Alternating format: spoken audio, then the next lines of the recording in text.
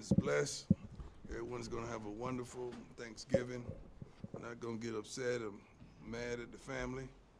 That old uncle that you really didn't invite going to show up, and you're going to love him anyway. And happy, blessed Thanksgiving to everybody.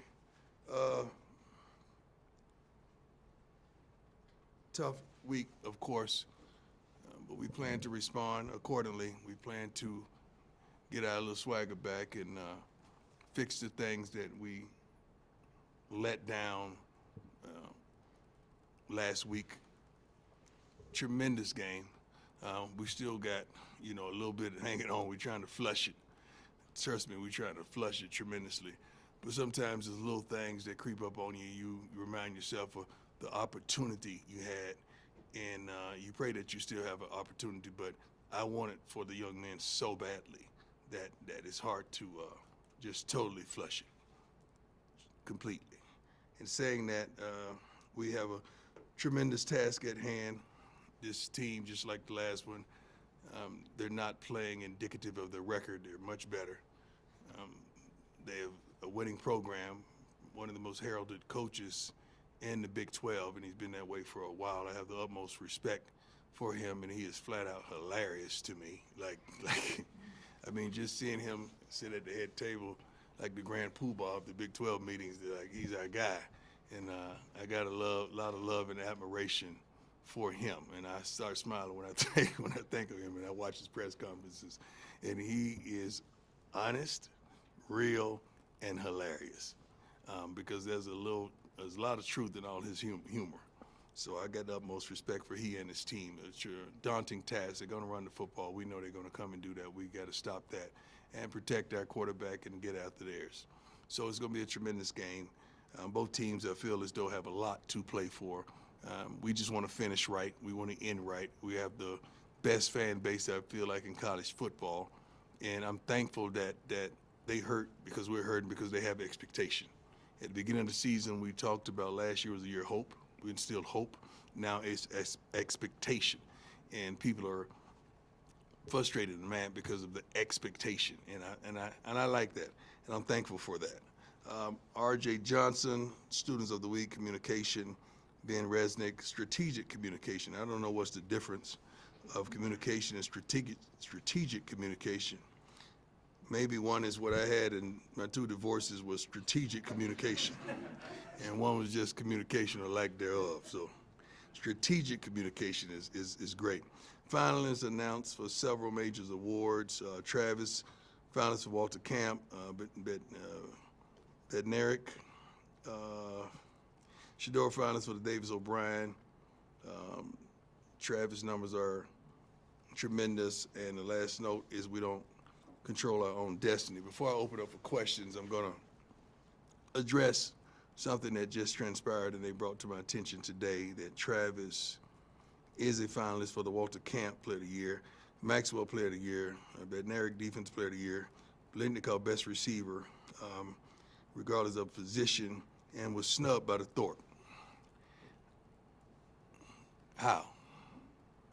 How is Travis Hunter snubbed by the Jim Thorpe Award?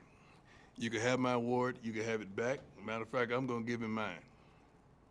I ain't using it, it's just sit up there collecting dust.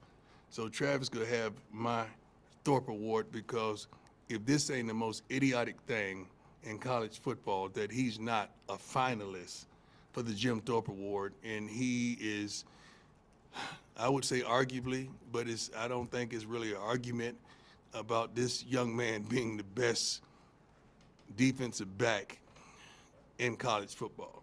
I ain't saying nothing about the receiver part of it. I'm just talking about defensive back. He rarely gets thrown at. He's won a game for tackling for us, and he's always on point. So if you bring up the statistics, I don't know how in the world is Travis Hunter not a finalist for the Jim Thorpe Award. They just pretty much messed up all the integrity of the award, and he could have mine. Whoever is voting down there, who's ever bringing it home, thank you, because I don't even want mine now. God bless you. On that, now, let's talk about whatever you guys want to talk about. Hi, Coach. How you doing, Nikki? Good. How are you? Good. When you look at the film from this game, you see Devin Neal put up a miraculous game. When you meet with the run defense, Warren Sapp, all your defensive line coaches, what's the message to them, and how are they thinking this week with Ollie Gordon? They're thinking like they're always thinking. We got to be dominant. We got to do the right thing, make the plays. We just got to be better, coaches-wise as well as player-wise. We got to do a better job, include me. I'm the first one. We got to do a much better job of getting these guys prepared to play the game. I said to the team the other day, we came to play. We didn't come to win or to dominate. And this week we're having that attitude that we're coming to win and to dominate. Hey, Coach John Treach, 9 News. All Buffs Nation has loved the ride, especially with this great season with Shedeur and Travis. But with the Big 12 title game in doubt, will this be the last time fans see them in the Buffs uniform? No, we got a bowl game. I'm pretty sure we secured that weeks ago for Peggy. So, no, it's not the last time you're going to see them in a Buff uniform. These two and all the rest of the seniors have done a wonderful job of getting us to where we are, instilling so much expectation in our fan base and expectation in ourselves. So we're going to fight and try to go out there and kick some butt and end this thing on the right note. And we're going to go to a bowl game and end this thing on the right note because our fans deserve the absolute best. And I feel like whatever bowl game we're chosen to go to or whatever we choose, we're going to pack it. We're going to do what we normally do everywhere we go on the road. And it's going to be a tremendous game. And you're going to see everything you've seen throughout the season regarding our athletes.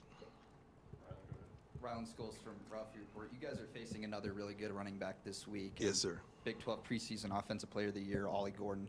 What do you guys have to do to make sure that what happened in Kansas City last Saturday doesn't happen again? Well, we just got to we just got to do our jobs. It's simple. You got to do our jobs. When there's a call, you got to execute what's called. The week before, we executed what was called. Last week, we did. You just got to execute the call that's sent in. We got to do a better job at that tremendously and get to the ball. Hi, Coach. Adam Mr. Tiger. How you doing, Adam? Sports, doing well. Kind of building off your response to Nikki, have you seen what you wanted to see following Saturday's game? Yeah. From your team. Our young men are they're tremendous, man. They work their butts off. They don't take days off. They practice their butts off. It's shortened week, so that makes you hurry up and flush it and get it over with real quick. But these guys are responding tremendously, man. I'm proud of them. I really am. Hey, Coach. Pat Graham, Associated Press. How you doing, my man? Kind of good, thank you. Kind of harp off what these guys have said already. You made that, you had a great speech after the game saying, they're intoxicated by success, maybe. Yeah. How do you flush that out, and how do you stay humbled, and how do you just learn from that? Well, we have learned that we lost. The scoreboard said we lost. America saw us lose. That's a humbling experience when you've been winning and and expected to win. So it's a tremendously humbling experience. So you just got to go back to the drawing boards, look and see what you did wrong or what we didn't do or what we didn't call or what we didn't manufacture. And then the young men have to do the same. It has to be a self-analysis for everyone, coaches included, staff included. And you just go back to the drawing board and let's get it on. You can't just harbor on what happened yesterday, man. I'm not built like that. It's tough to flush it, but I'm not built like that to sit up there and look at my rearview mirror. I'm gonna crash if I keep doing that. I got to look forward and straight ahead and let's go get it. That's kind of how I get down. You got to understand I was a baseball player. I can't worry about that last strikeout. I got to go up there looking for a hit or lay down a bunt or something. I got to get on base. Hey, Coach. Brian Howell, Boulder Daily Camera. Yes, sir. Obviously, we know going into this weekend, you guys need certain things to happen around the conference for you to get in. But the first thing is you guys got to win. And Right. do you like that your team kicks off Big 12 play to where you just take care of you first and then you can watch the scoreboard? Well, you want to take care of you first. I'm not the type of guy to sit down and wish everyone loses so we could reach our goal. I'm not built like that. We had opportunity. We squandered it. Okay, let's go out here and kick butt, and whatever happens, happens. But I'm not gonna sit up there. I wish they lose so we could. I'm not like that. I don't wish wrong on somebody so we could be right. I'm not built like that, man. We want to go out there and play the best game that we can play for ourselves. Period. Regardless of what happens thereafter. And kind of quick follow-up to that. Will you watch some of the other games on Saturday? No. I ain't built like that. I just said that. I ain't finna sit up there and watch football. You're going to get mad and upset because someone's not playing like you got a remote control. Like, this ain't PlayStation. You can't turn the team on and off. It don't work like that. We had our chance. How you doing? Good, you, sir. Excellent. Just wanted to ask, senior day, Mm-hmm. some significant players playing their last home game here. And what do you have to say about the seniors or the players that will be finishing their home here at Folsom? Anyone you want to call out? Well, all of them have done a wonderful job. I'm not going to sit here because I'm going to forget somebody because I'm not great with names anyway. It's a tremendous day, but we've been preparing these young men for this day all season with getting them ready for the not just the emotional part, but the extraction of the game. Like, everyone makes a big deal about this game, but what happens after this game to these young men? You guys are just worried about them running out there and hoop. I'm worried about what happens afterwards when they don't have these jerseys, when they don't have this uniform, when school is not there anymore, when collective money ain't coming no more. All that stuff, all the fanfare. I'm worried about them then. What happens then? And I pray to God that our resources have provided structure enough so they could transition into the real world, the young men that are not going pro. And some of them are going to have dreams and hopes and aspirations to do such, but some of them aren't. It's just the ugly truth, and I'm trying to prepare them for the ugly truth. I'm trying to make it as beautiful as possible to present it to them because this is going to happen. It's going to happen. And for yourself, this will be your last time Yeah. coaching with the same uniform as your sons Yeah. and Travis. How will you feel coaching at home at Folsom? I don't know. How will you feel? I have no idea. Never had that feeling yet. So I don't know. I don't know how we're going to handle that. I don't know what the emotions are going to be led, but we have another game. Like, we have a bowl game guaranteed. So I'm not going to go crazy because I know we got one more left, so maybe that last one, that last walk may be something to behold. But I'm not focused on my last hoorah with my kids. I'm focused on winning this last game with my team. That's my focus. Hey, Coach. Troy Finnegan, CU Sports Report. I wanted to go back to Kansas really quickly. It felt like they did a lot of things Why on you keep offense. going back to Kansas? I don't want to go back to Kansas. Kansas is over, man. Let's go to Oklahoma State. Can I ask you one question Yes, about sir. Kansas Yes, State? sir. It felt like they did a lot of things that took advantage of how aggressively you guys play on defense. Did you feel that? And does a game like that make you reevaluate? I don't things on agree. that side of the ball? I don't agree with that. I just think we didn't come to play. One of the first things I said on the sideline in the ears of the coaches on the headset is I don't see it in their eyes today. Get to your guys and make sure they're ready. But that's my job as well. But I don't see it in their eyes. So they played a wonderful game. Let's not take anything away from our opponents. But before the game, we said, if they stop us, we allowed it. If they score, we allowed it. So we feel as though we allow it. We allowed what transpired. That's on us. It's not on nobody else. That's on us. Hey, Coach. How you doing? Good. How you doing? Couple things. First, injury reports. Isaiah, maybe Preston, Shane. Will we see any of those guys back? Shane will be back. Preston Hodge? Yeah. No, everybody's playing. Everybody's gonna be Yeah, back. and we have an outside shot that Jimmy Okay. is going to play. 88 is out. Right tackle's out. I'm just looking at positions in my head right now. Maybe a guy or so special teams, but nothing that devastating. We should have enough depth to compensate for what transpired at this Saturday. Yesterday at his press conference, Kansas State's head coach was talking about the new look Big 12. This is the first year, and spoke about how maybe the league is at a disadvantage because you played 9 league games. I was just wondering how you felt about the first year in this new conference and how it stacks up. Well, we're excited. We're happy. We're happy with how we fared, how we're faring, and how we're going to end. There's a lot of talent, a lot of unbelievable coaching in this league, and it's a league that I think is equally balanced. When you have Arizona State and Coach Dillingham doing what he's doing, and some others just popping up out of nowhere that, you know, we wouldn't have respected, we were to reject it, and you see these teams getting an opportunity to play for it all, that's tremendous to me, man. So it's a lot of parity, it's a lot of equality in this league, because you always feel like you have a chance, and I'm proud of that. We have the best commissioner, I feel like, in football, and they're doing a great job. I really do. And last, And let me say this as well before this. Coach reached out to me as well as the young man, and he and Shador are going to talk, because he's going to apologize and Shador is going to accept it. I know that, because Shador is not upset with that.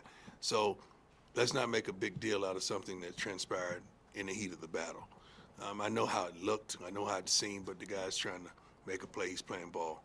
But they will communicate with one another. So it's no hard feelings. did they reach out to you on that one? Yes, sir. Okay. Yes. And the last part about the league was that it looks like maybe only one Big 12 team will get in. I was just wondering, do you think it makes a difference that the Big 12 plays 9 league games? Yes, but I'm not, man, I ain't tripping on it. It is what it is. I mean, when you play dominant football and you ball out, you're going to get an opportunity to play in the tournament. You're going to get an opportunity, because they want the best teams and they want the teams who draw the most as well. So it's about several things. Unfortunately, it is what it is.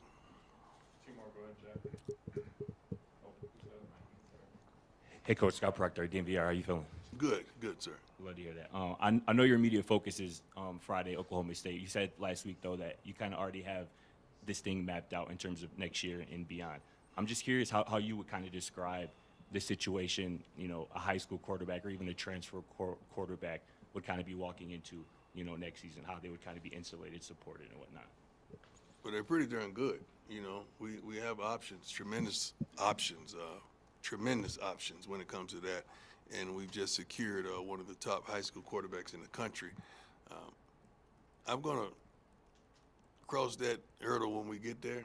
Right now, man, I'm focused and I'm locked in on the goal that's right there in front of us on Friday. That's the focus. I'm not thinking about no turkey, no dressing, no black eyed peas and rice and yellow rice and sweet potatoes and yams and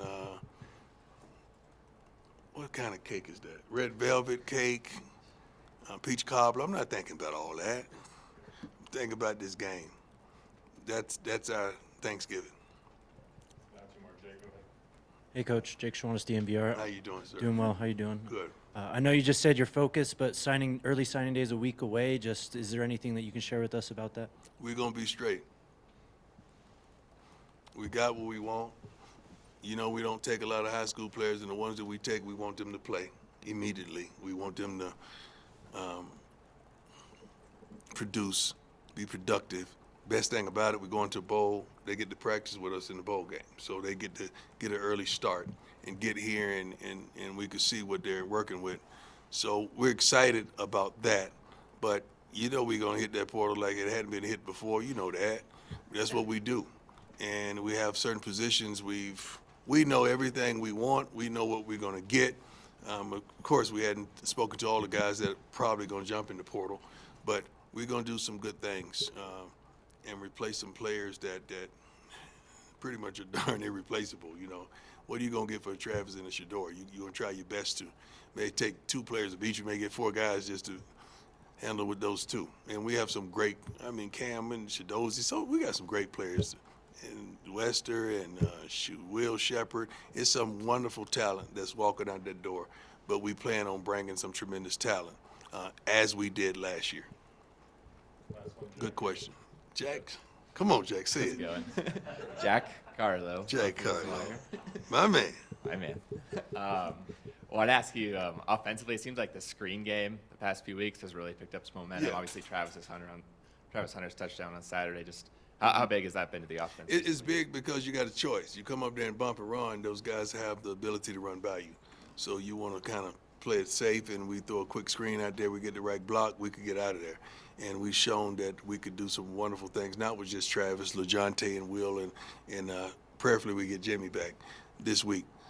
But Pat's been calling a good game. I know we didn't have a lot of attempts last week due to the running game of the opposing team, but the offense, they still put up points. But you don't want to be in a situation where you got to score every during possession. But the screen game has been tremendous, and you cannot run a screen game unless you have receivers blocking and you have linemen getting downfield blocking as well. And that's another way to get the ball out of Shadour's hand. And honestly, it's another way to elongate the running game, because it's a protected pass behind the line of scrimmage, and it's just like it's like a run to us. Yeah. Thanks, Coach. Good. God bless you. Have a wonderful Thanksgiving.